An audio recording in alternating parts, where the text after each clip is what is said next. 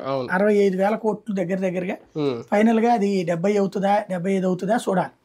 అవును. అది ఒకవేళ 4 ఏళ్ళు అయిందనుకోండి. హ్మ్. ఇప్పుడు 2019లో వీళ్ళు 55,000 కోట్లు అడిగారు. అవును. అవును. 23కి అది 31,000 కోట్లేమో శాంక్షన్ చేశారు. అప్పుడు. అది కూడా ఇంకా ఫైనల్ అప్రూవల్ రాలా. హ్మ్. ముందున్న 2 అయినాయి. హ్మ్. ఇప్పుడొచ్చేటప్పటికి మళ్ళీ 70,000 కోట్లు అంటున్నారు. అంటే 19కి 55, 24కి 70,000 అంటే 29కి వస్తే ఎంత అవుతది అప్పుడు? అబ్బా! అప్పుడు ఇంకా మళ్ళీ పెరుగు 1,00,000 కోట్లు అవుద్దేమో కదా! అంతే. నెక్స్ట్ ఇంకోటి ఇప్పారంటే 1,00,00,000,000కి ఇస్తారు.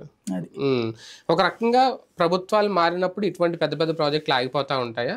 ఈ పోలవరం కూడా అదే పరిస్థితి వచ్చిందా? ఒకే ప్రభుత్వం కంటిన్యూ అయితే ప్రాజెక్ట్ ఏమైనా పూర్తయి ఉండేదా?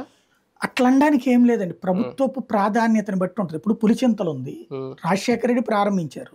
తన హయాంలో పూర్తయ్యాక ఆ తర్వాత మిగతాది పూర్తయిందిగా. హ్మ్.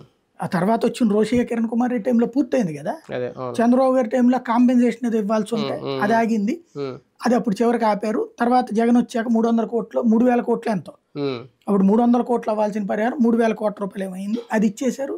ఫైనల్‌గా ప్రాజెక్ట్ చేతిలోకి వచ్చింది గదా! పులిచింతల. హ్మ్. అంతే. హ్మ్. అంటే మీరన్నట్టు ముందుగా పూర్తి చేస్తే హ్యాపీ.